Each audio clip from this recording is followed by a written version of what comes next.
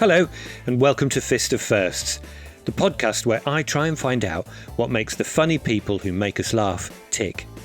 I'm Tim Reed. I'm a TV sitcom writer, and I'll be asking some of our finest comedians and comedy writers a bunch of first-time questions to uncover the pivotal moments in their life, their career, and their creative process.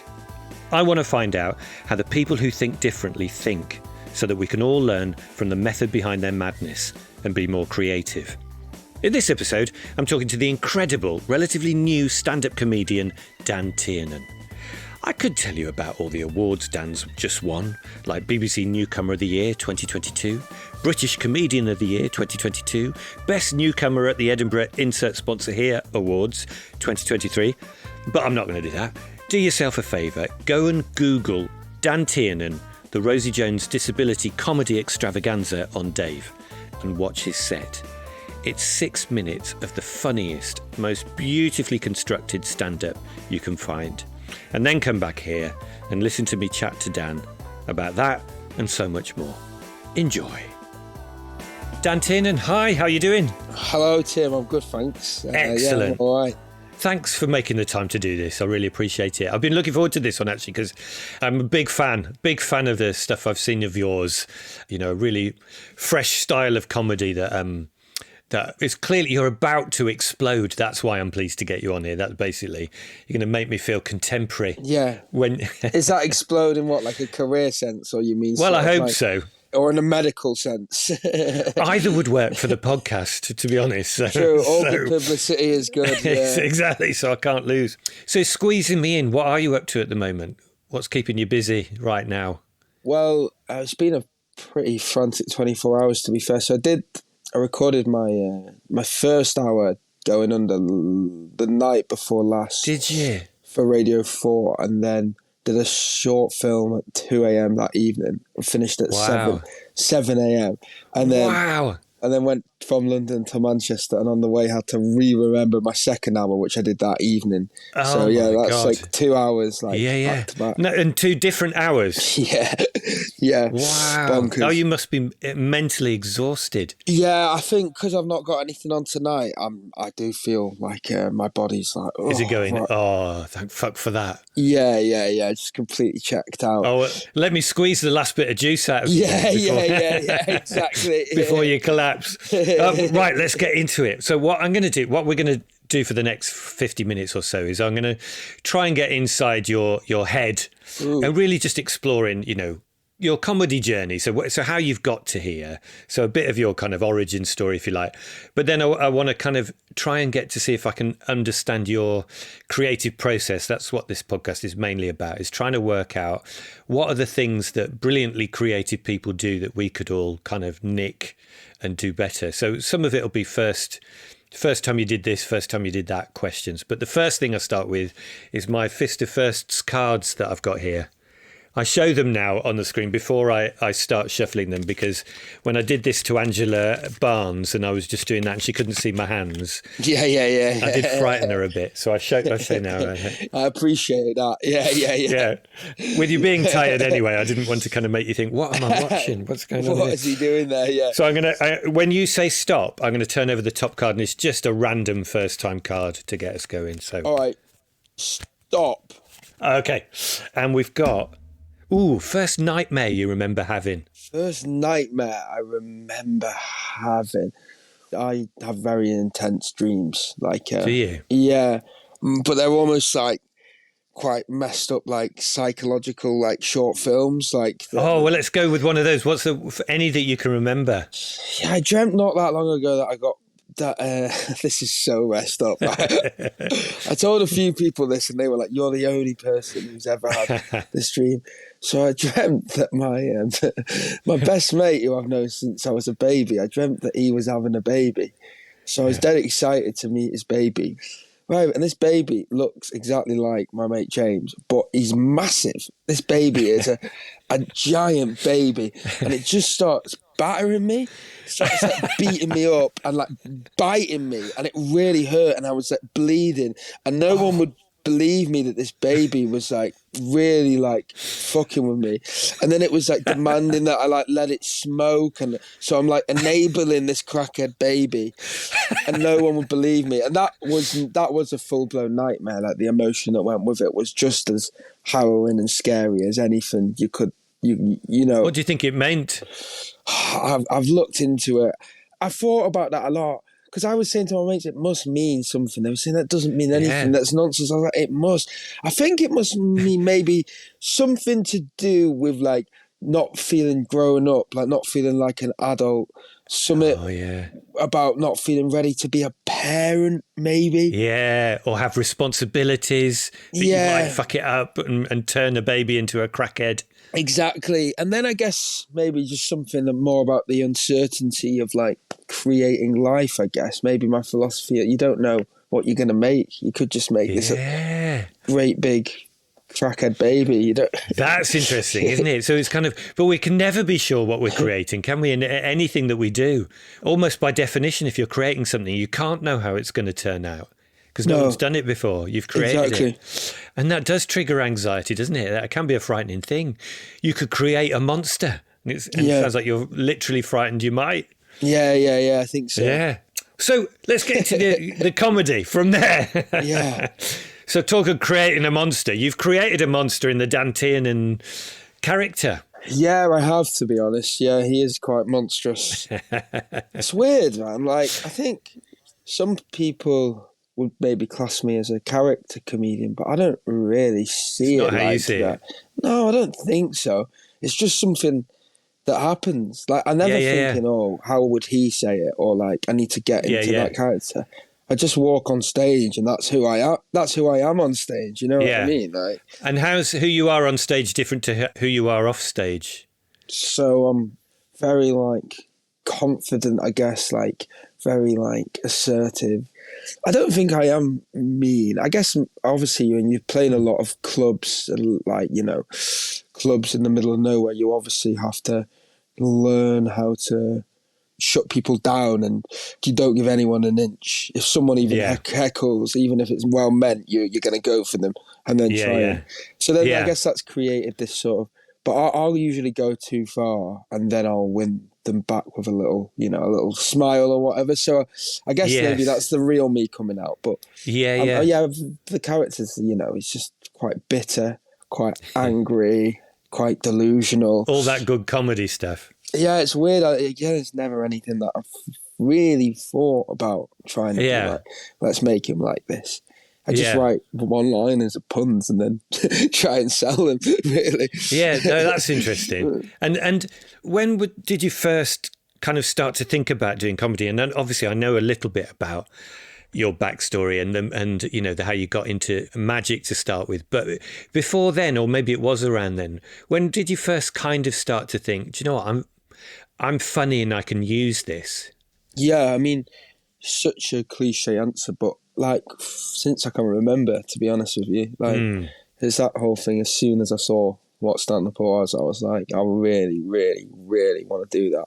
Yeah. So like before I started doing magic at shows when I was 12 or 13, but before that I'd done stand-up at my school talent show. Had you? Yeah, but just with stolen like jokes from joke books or whatever. So yeah, I was always obsessed with it. I think when I started to become, you know, like a teenager, I realised that was kind of the thing I was funny. That was my thing or whatever that I had.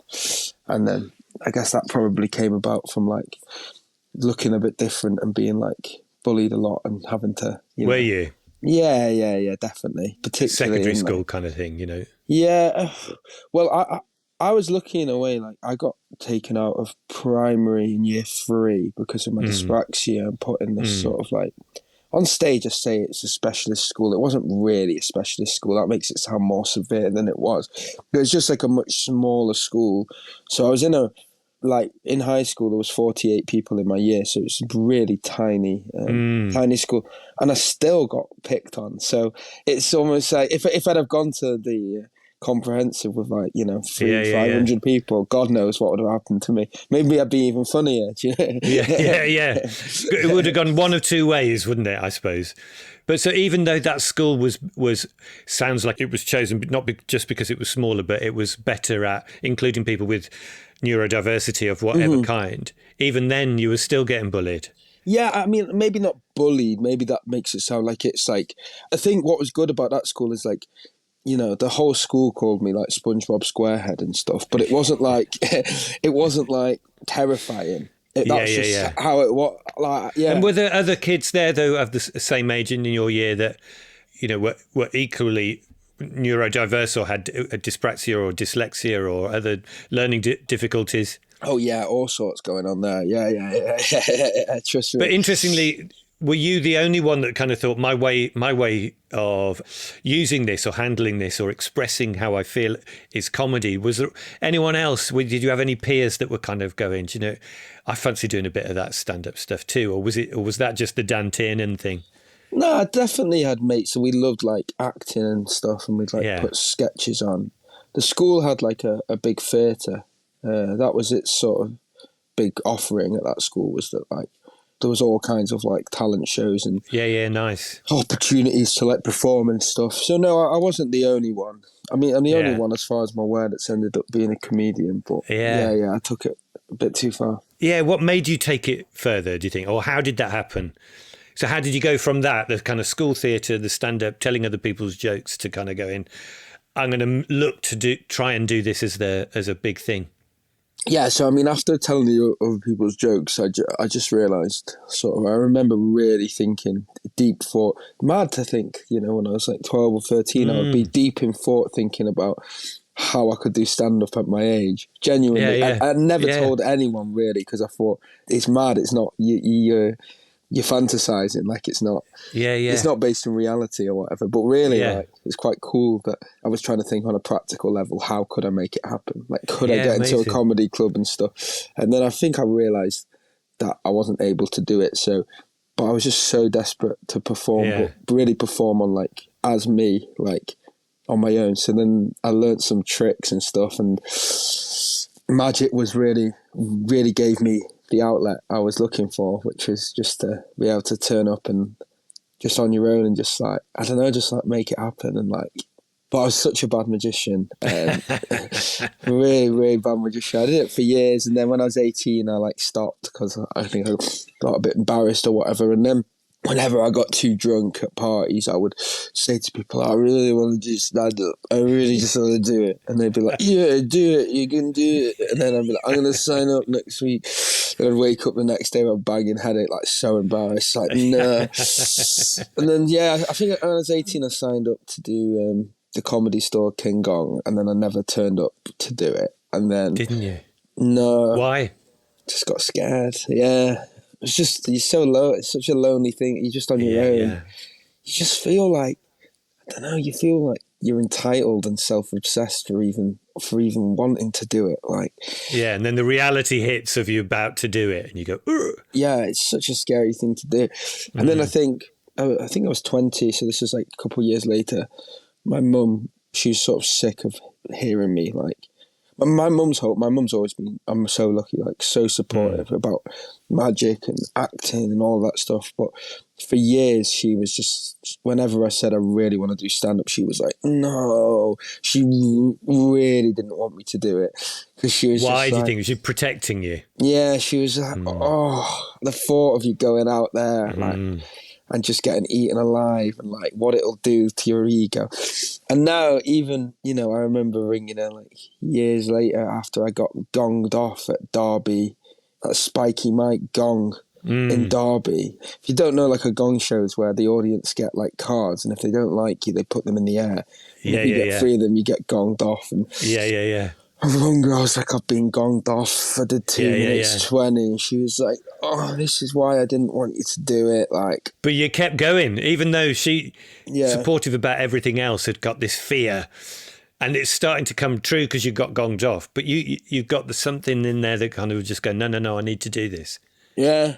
Again, I think if I was doing that now at this age, I'd be like, nah, I'm done. Like, I Yeah, can't yeah, do. yeah, yeah. But when you're younger, you're just mad. Like, you're just crazy fearless. Like, And talking about being mad and crazy fearless when you're young, I heard you talking about a story when you were doing magic. oh yeah, I know what you're gonna say. Yeah, the paper cups. Yeah. Yeah. Can you tell me that story? Because I was listening to that story and one part of me was clenched so bad and the other part was in tears laughing. But go on. So what happened? So I had this trick where it's quite a famous trick where you got three planks of wood and one of them's got a big metal spike in it. You put the paper cups on, and then you get an audience member to swivel them around whilst you're not looking, so you don't know where the spike is.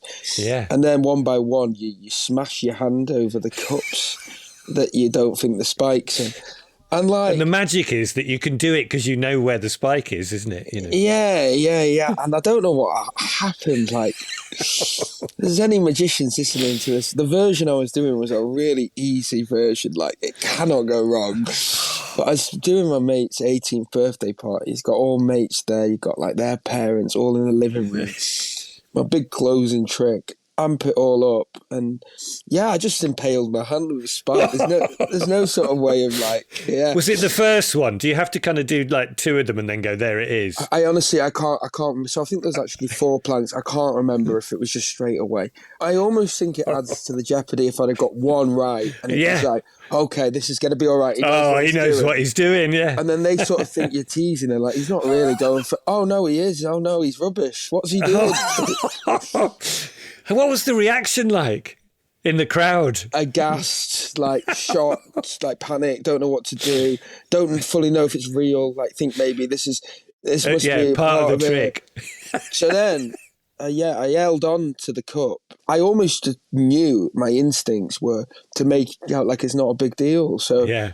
So I just went, you know, and then I held the paper cup in my left hand. Meanwhile, to hide the fact my hand is just pouring with blood, and I sort of used it, and then I did the trick again with my right hand. Yeah. Which again, like, not on the same plank. Yeah, no, I got them to muddle it up. I said, let's start again. And muddle it up, finished it off on my right, yeah. No. Which, at 28 now, if I'd have done that trick and it had gone, and I'd have impaled my head, I'd be like, we're done. Yeah, can someone call A&E? Yeah, exactly. Oh.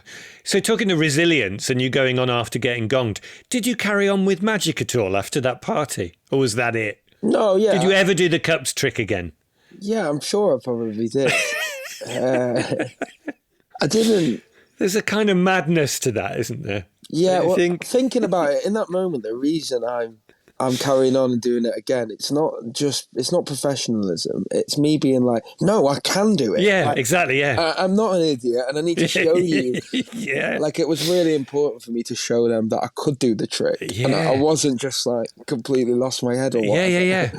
But I think that exact mentality of, no, must be part of what makes a great stand-up as well. That thought of like, even if a bit goes wrong and then we're going to learn from it, or even if I get gonged, I'm going to do it again.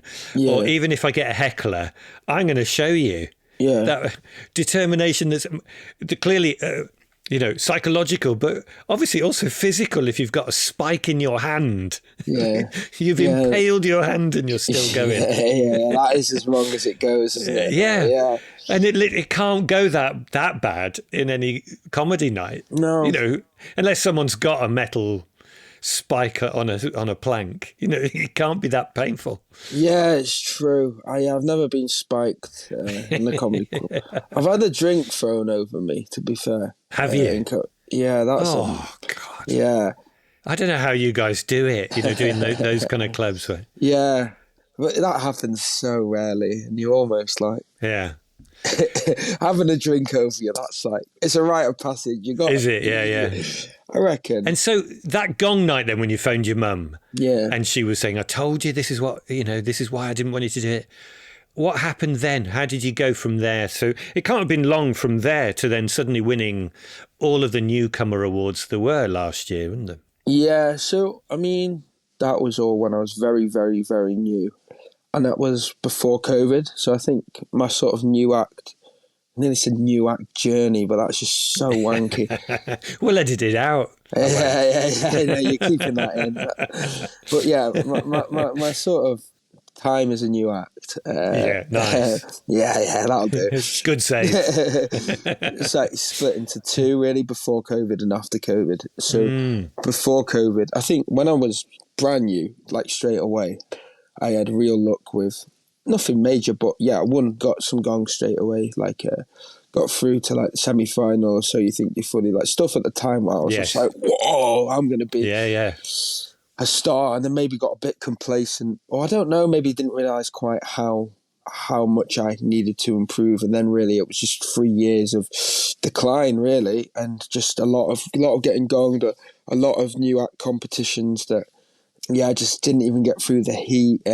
Why do you think? What had happened in terms of the material or the performance? Or I don't know. I think maybe when you start, you have this bit of magic in you that you just can't quite replicate. Like you'll almost never be that good, because you just, as soon as you got your set together and you start to be present on stage and you start to enjoy it, there's something for an audience that's just so infectious, and you just they're watching you like discover it, and like it's just so exciting. And I guess then you spend years just trying to capture what you were doing then. And I was probably, at first, I was just sort of riding that natural wave of sort of newcomer, like charm, like just excitement, like an energy, like a nervous energy. Yeah. And then I was probably just being a bit inauthentic, just trying to create a persona somehow. I remember at one point I was really shouty, and then people who see my act now would be like, well, I don't think that changed much, mate. Yeah. But, it wasn't shouty in the sense like controlled. Now I'll do a punchline or there'll be a outburst, and I think the reason it works is it comes from me being quite calm, and then all of a sudden it's like, oh! But I remember there's a period when I was just shouting setups, start to finish. Just shouting it all. And then I went the other way and I was really deadpan, and that was rubbish. That was so bad. And then after COVID, I think the reset, like a couple of years, whatever it was off, for some reason I just came back, and I remembered, like, again, this is so pretentious, but I remember walking out to my first gig back and seeing the audience's faces anticipate me as I came onto the stage, be like, oh, what's he going to say? He looks weird. And I just remember just being that bit older and that bit more present, and just sort of being like, oh, I feel different now. This feels different to how it was before. Yeah. But do you think also having tried those two extremes as you described them, the kind of pure shouty and then the deadpan, having tried and learnt what was working or not out of those two, and then the perfect time to have a settle down, a rethink, a stop for a bit, allowed you to kind of go, what's the best of both of those types, or what was working and what wasn't, and therefore I can kind of find that balance. Is that how it worked, do you think? Yeah, maybe subconsciously, but like I say, I genuinely have never, with the persona thing, ever been like, oh no, I can't remember thinking, oh no, I need to tone that down, I need to go calm in that bit and shouty in that bit. It's sort of more, I guess I listen to recordings and then it probably subconsciously, and then when I'm on stage, I'm like, oh no, that bit didn't work when you did it like that, so shout this bit, or, you know. Okay, time for a break, and this week it's your Christmas firsts. First thing that made you feel Christmassy this year, and I've had some lovely stuff in. You've really helped me start to get in the Christmas spirit. So if you're not yet, sit back and listen to these. We've had a classic from Izzy. Izzy says, bickering with the family over Christmas tree decorating to the soundtrack of White Christmas. Lovely stuff. Thanks, Izzy.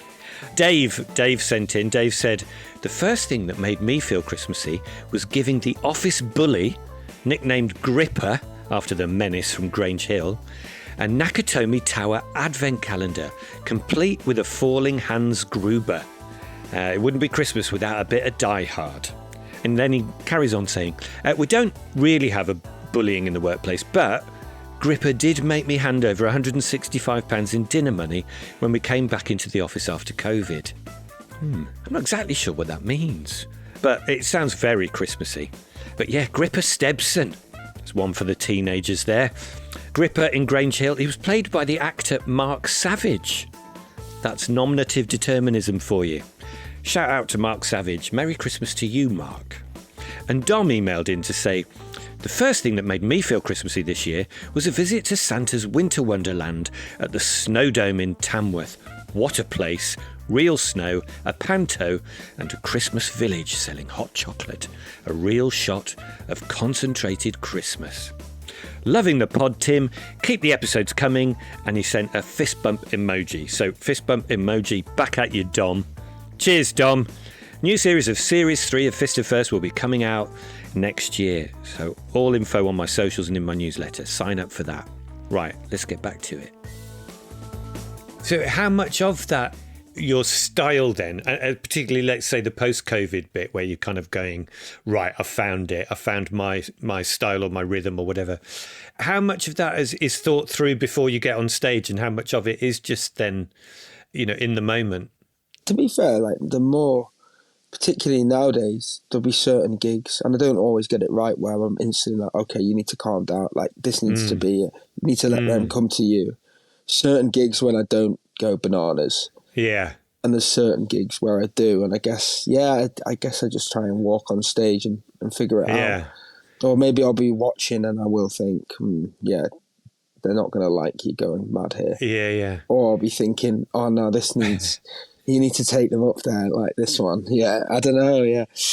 Obviously, I should know because it's me doing it, but I don't know how much I plan and how much I just sort of work it out when I'm on stage. In terms of the kind of the rhythm and the volume of each bit, because for anyone who hasn't seen your show yet, there is so much kind of raw energy and rawness to it, and it's all it's a very well worked routine or set, but that raw energy kind of must clearly authentic. It's clearly kind of how you feel at that time. But and as you said, getting the beats of it right, where you kind of turn up and down the volume, is so funny. It's worked so brilliantly. There is a real music and rhythm to your stuff. I just wonder how you go about writing that. So yeah. Oh, so that's sort of what you meant is sort of like new ideas, like how much of that is sort of. I understand what you mean. Yeah. So I think I kind of tend to write like jokes, really, like as in quite short jokes. I'll try and maybe sit down with mates who are comics and sort of talk about the joke and like get the wording right, or do you get that, or does that make sense, or is that too obvious, or has that been done before, etc., etc. And then when I got the joke, I just throw it in a gig, and then if it works, I guess I just ride that energy out. So, and then there'll be stuff that I don't even realise. I'll try and think of an example, but there's the joke, which is just like the play on words or whatever. But usually behind that, there's a thing that is funny behind that wordplay. A lot of mine, and I'm trying to step away from this, but I think the more older I get, the sort of less appropriate it is. But a lot of my punchlines, that bit behind it is, oh no, it's me being a creep or like some kind of pest or whatever. So to give you an example, there's a joke where I basically say, I did show some signs of being gay growing up. Like every night I would secretly watch Big Brother whilst he was sleeping, right? So that for me is just a play on words. Big Brother is, a lot of gay people watch Big Brother, and obviously there's a clear joke there. And then I do that and it gets a laugh, and then I realise that it's so much funnier than if I have a face like I am actually watching, and it's like, I realise when I do it, I'm like, okay, you're going to have to act like someone who purrs on his Big Brother now, sadly. Because that's what they're laughing at, Yeah. That's the essence of it. And that wordplay is just to get you to that essence. But that makes complete sense, because one of the things that I think is brilliant about your act is that the tone and music of a different... That's hard to write. So I'm thinking, for example, of where you're talking about your mum's new boyfriend, and then you say his name, but it's the way you say his name. It makes that whole thing brilliantly funny because there's so Yeah. much wrapped up in the anger and hatred and disappointment and everything else like that you put into how you just say, is it Nick or Mick or Nick? Nick? Yeah. But it's just that's funny because of how you say it in the moment on a stage to a crowd. Yeah. And kind of actually, if you just wrote that, it's hard to make that funny. So at what point does that crystallize as a bit? Yeah, well, it's funny. My mate Paddy Young was saying that he hadn't seen my act for a while. He said he saw me do it at one point, and I said, I went, Nick, like that, and he got a laugh, and I just did it with it. And he said he saw me, like, whatever, 6 months, a year later, and it was like, Nick! Yeah. God, like, so fucking, like, intense. I don't know. So I know that the next joke that I'll be doing there, probably I can't remember when I first did that. Yeah. It certainly would have been on stage. It won't have been a choice beforehand. But there's a great lesson in that. And so much of the writing or the creation happens after the writing. It's in the performance. It's in the reaction that you get. Yeah, exactly. Yeah. Like, I think ages when I started, a lot of people said, I write on stage. And I thought, I can't write on stage. But I think now I realise I don't really write jokes on stage, but I still come up with those extra bits that I think, which in a way is writing on stage. I just don't really see it as writing because I'm just saying someone's name in an angry voice. It's not like, you know. But it kind of is though, isn't it? That's so much, because that's the thing that works in a way. So that's a level of writing that writers who aren't performers, I think, would struggle to get to. That level of, the bit that makes that funny is the performance, the delivery. Hard to write. Whereas something else, I suppose, just to pick that a bit. So say, again, the other bit that had me in tears, it might have been the same gig. It was the Dave thing for Rosie Jones Dave showcase thing. And you looked like you were reading your notes, but you weren't, kind of thing. Oh, yeah. And that bit, I don't know how much to say or not in case people haven't seen it. You can say it. You can say Yeah, so it was just, I mean, you were looked like you were constantly referring to notes as you were performing this set, because you'd stop and look at a pad in the way that some, early comics might do, and some people look at their hand where they've written all their notes, or Ricky Gervais pretends he's going for a drink of beer behind a podium, but really he's looking at his notes. So you were kind of playing on that. And then you reveal that actually, no, that here's proof that you were gay, because actually what you're doing is you're looking at a cock and balls on the back of and then you turn on the crowd to say, what, you thought I was reading my notes? And again, that whole performance was just immaculate, I thought, because there was so much in that. But how do you write? Was that written before, or did that grow through performance? Yeah, definitely. So that was, I think, you know what? There's a gig called ACMS where you try new bits. Or I think what's the tagline? It's like it's an alternative comedy night where people are allowed to fail, so you're allowed to do whatever you want. And I was doing that in London, and I just had an idea that I'm looking at a notepad and it has a cock on it. Yeah. That I really wanted to do, but I thought I'm never, ever, ever, ever doing that. I've never even told any of comics I wanted to do it. I was too embarrassed. I was like, maybe that could work. And I remember being stood in the WH Smith at the train station, looking at a notepad and Sharpie, thinking, am I going to do this? And I so nearly didn't. I think sounds so dramatic. I think I actually turned away from the notepad and then came back to it. I was like, no, just do it. And then I did 2 gigs that night. I did the open mic night and I did the cock and balls at the open mic night. And it was just like, look what I'm looking at, at the end. And I got a laugh. So I was like, there's a joke there. And then I did it at ACMS and it got a laugh, but still not much. And then I did it at that weekend. I was doing Leicester Square New Act competition, which again I'd entered loads and never got through the heat. And I remember beforehand thinking, am I going to do it? And I just thought, go on, just take a risk. Like, so mad. And then what I hadn't realised is it was so much to that joke which I could not have anticipated. What I didn't anticipate is that it would create so much tension because they're thinking, this is a new act competition. People have travelled a long way. Like, you've entered every year, you've not got in, and now you come back and you've not even learned your set. Yeah.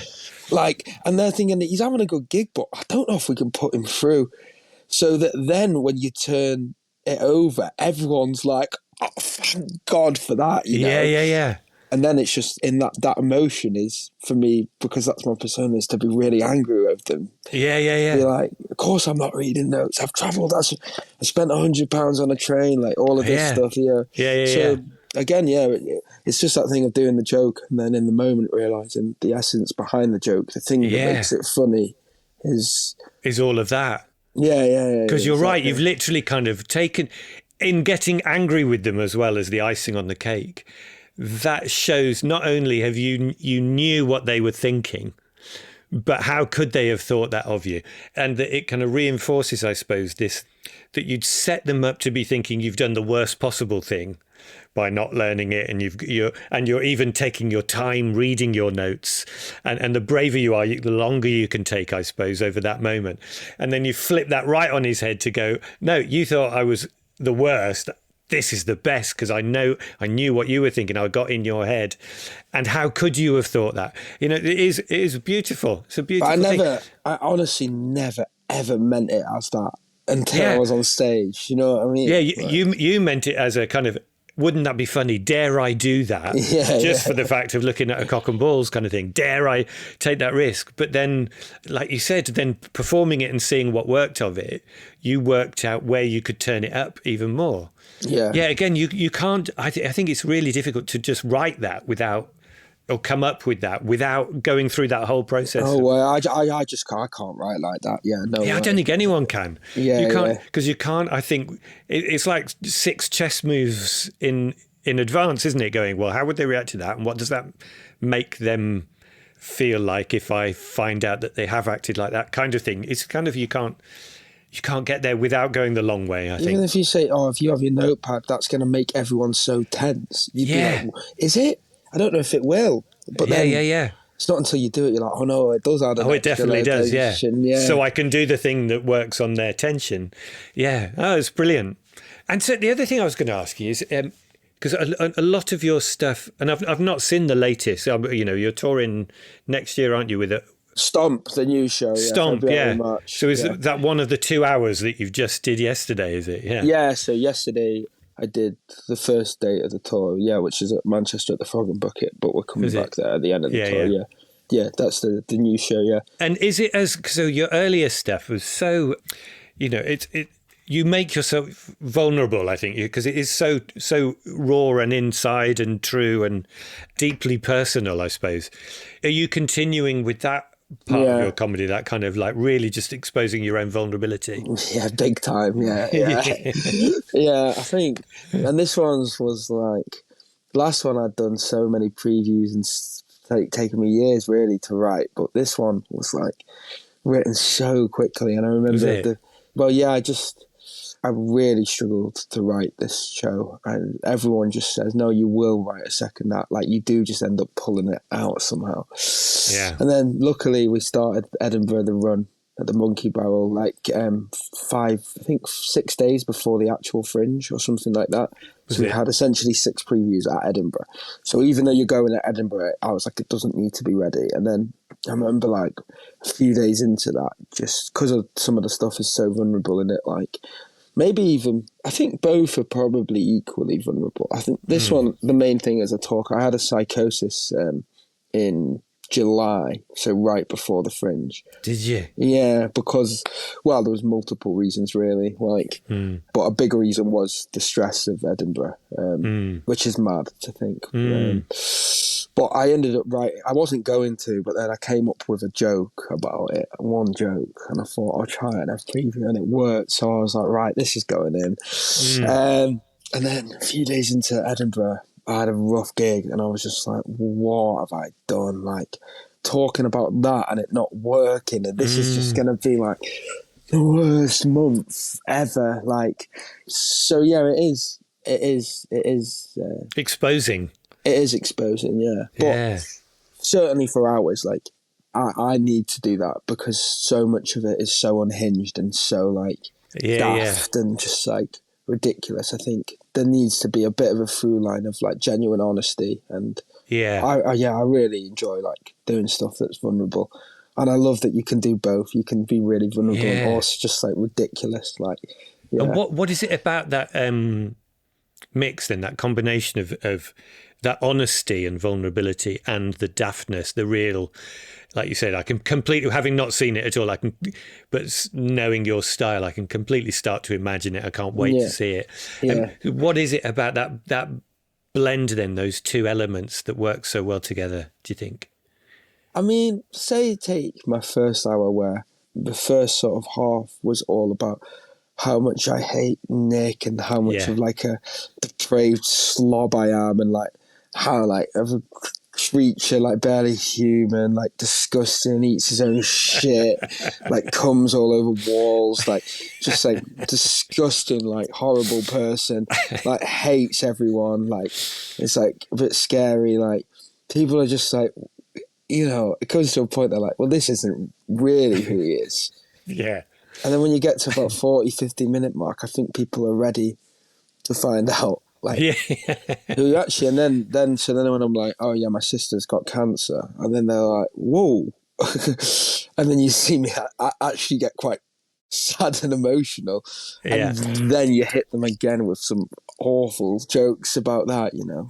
I guess the vulnerable stuff just grounds it a bit. And it makes them realise that this isn't just a play, this is a genuine, this is a person, and they can't work out, like, it makes it feel more true and like real, I guess. I'm sure that's right. I can't believe I've answered that like that. Well, sorry. The question set you up for an answer like that, didn't it? Sorry. But I'm sure that's right of it. But it is just it does make for a great rhythm of a show where you're building and releasing the tension in those ways, I guess. And like you say, making people feel like they know you too is a big part of it, I guess, as well, isn't it? Yeah, exactly. Oh, mate, that's been really, really interesting to one, to speak to you and find out a bit more about you, and but also to think through your own creative process and the way that because it was obvious to me seeing your stuff that it's a really unique flavour of a show and a style and a performance. So it must have been quite a purely Dan Tiernan way of creating that stuff too, which is wonderful to unpick a bit. I've got a few listener questions before we finish, if you don't mind. So I put a quick thing out and said, what would you want me to ask Dan? I've got 3 good ones, I think, if that's all right. So this is from Gary in Warrington. He says, and I don't think I've covered any of these, I don't think. Gary says, if you weren't a comedian, what would you be? Probably an injured magician. Yeah. You're probably an amputee magician. I've talked about this a fair amount, so I think I'll take out anything like creative there, because the obvious thing would be writer, producer. That's the sort of stuff I'd want to do. Yeah. I think I'd either work in sales or marketing, I reckon. I think that's where I'd end up. Yeah, it's a bit bleak to think about, to be honest. Yeah. If you were, what would you want to sell? So, well, I sold gas and electric for years whilst I was doing comedy. Yeah, it's a horrible job. Outbound call sales, So definitely not gas and electric. I'd love to sell like a product, because I sold. It's a nasty product. Well, it's not real, is it? It's not like a. There's nothing tangible to it, is it? No, no joy in it. It's just staying warm, is what you were selling. Yeah. Right, Siobhan in Tenby, she says, are you bringing the new tour to Wales? Siobhan, I don't know. That's a good question, actually, Siobhan. I think we've released 10 dates, and off the top of my head, I don't think we've got Cardiff in there currently, but we're just going to see how these ones sell and hopefully add more. So, yeah. Where should she complain to? Yeah. You got a message. Show and tell. They're the tell. Yeah, they're the bad guys. It's not me. Cool. I just do as I'm told. There you go. And then, so the last one here, Abby in Chelmsford. She said, "I saw your Dave gig, the Rosie Jones thing. Did you draw the cock and balls yourself?" Oh, great question. So, I don't really do the notepad gag anymore, but I was really weird about my cock on the notepad. It has to be right for me. Yeah. If it's a badly drawn cock, I just freak out about it. And so people would see me before a big gig, and I'm not lying. I would have, like, I'm not a good drawer because I'm dyspraxic, but I like the cock to be a certain way, because I just need to know that everyone's going to see it. And it's yeah. And because it's such a big payoff, like if it's wrong, then I just don't sell it. So honestly, you go in agreement, and I would have in front of me 30 cocks, like just drawn, and like all on the floor. Oh yeah, like, scrunched like up around me. Yeah. And then like comics who hadn't seen it would be like, "What the fuck are you? What are you doing?" I'd be like, "Oh no, don't just." I don't want to talk about it. Yeah, I asked mates to draw it before, but they don't do it right. It's got to be a certain cock. So yeah, I do, and it's agonizing. And you can't just draw a cock anywhere. I've genuinely had trouble on a train to a gig when I was drawing a cock, and then some mad guy was like, "Why are you drawing the cock?" Like, because it's an odd thing for an adult to be doing. Yeah, it is, especially over and over and over again. Yeah. Could you not keep one from one gig to the next? Yeah, so I would have certain like cocks where I was like, I love that one. Like that's done loads of big gigs with me, but eventually the paper withers and falls out, or I lose the notepad. Yeah. So oh, funny. And then the very last thing was I've done so many firsts. I end with a last act you saw that blew you away. So I saw Joe Kent Walters' Frankie Monroe live. Yes, where Joe plays like the owner of a Rotherham social club, and it's just absolutely bonkers. With all his white makeup caked on, and it's mad. Yeah, he's incredible. That completely blew my socks off. To be fair, Edinburgh, amazing. So if you get a chance, everyone go and see. What's the act called? Frankie Monroe, yeah. Frankie Monroe. He's on tour now, actually. Yeah, amazing. So look up his tour, obviously, as well as Dan's. And Dan, it's called The Stomp. Stomp, yeah. And where can people go and find tickets and stuff? Tiernan.co.uk. All of the links are there. I can't remember off the top of my head where we're going, but we're going to a lot of places in the UK. Yeah. In February and March. But Dan, that's been brilliant. Thank you so much for that. I really enjoyed chatting to you. Oh, thanks so much, Tim. Thanks for having me. Oh, did you make a weird noise when he talked about slamming his hand down on a nail? Oh, my God. And then he did the trick again with the other hand. I'll never be able to look at an upside-down paper cup again. One of the many things that I love about what Dan told me was when he talked about turning back in W.H. Smith's to get that notepad and go for the knob gag that he'd been umming and ahhing about. Picture that moment's pause of, shall I? That crystallises the courage, the leap of faith. Committing to a new idea is brave, but when it works, it can be beautiful. The other wonderful thing Dan talked about was how he lets his ideas grow and grow by building on what works in the moment. The best comedians know how to push an idea to see how far you can take it. Like when he spat his mum's boyfriend's name out, Nick. And he realised that the disgust in his voice was funny. So he kept turning that up until it just came out as Nick. It's music. But most of us just settle for a good idea and don't have the impetus to turn it up and up until it's as good as it can get. But just go and search out as much Dan Tiernan as you can on YouTube. You'll thank yourself for discovering him just before he gets massive. So that's it for this series. It's been a real joy to make. I've had the privilege of chatting to so many remarkable, incredibly creative, unreasonably funny people. I really hope you've enjoyed it too. And we'll be back with another series next year, and our plan is to broaden it out now beyond just having comedians on.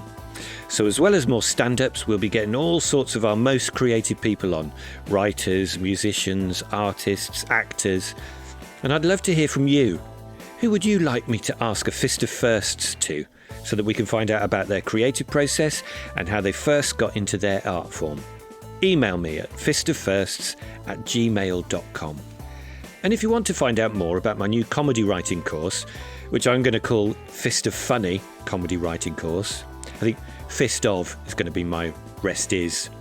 Either email me, fistoffirsts@gmail.com, or subscribe to my newsletter, link in all my bios. And I'm Tim Reed 69 on almost all social platforms, and I'll keep you informed as I develop the course. So happy Christmas, foff-offs. Have a fabulous time, and I'll see you in the new year.